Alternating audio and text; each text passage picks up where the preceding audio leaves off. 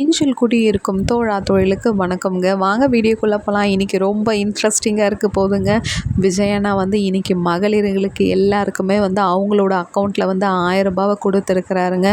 ஏன்னா அன்றைக்கே அவர் பதவி ஏற்றுக்கும் போது சொன்னார், இங்கே பணமே இல்லை, 10 கோடியில் கடன் இருக்குதுன்னு சொல்லியிருக்கிறாரு. ஆனால் அதெல்லாம் அப்படி ஓரம் வச்சுட்டு தமிழ்நாட்டோட பெண்கள் அந்த ரூ. 1000 நம்பி ஒரு வேலை செய்வாங்க, அது இல்லைன்னா எப்படின்ட்டு நம்ம வீட்டு பையனா அதை யோசிச்சார் பார்த்தியா. அதுதாங்க ஒவ்வொரு வீட்லேயும் அந்த ரூ. 1000 நம்பி தான் இருக்கிறாங்க.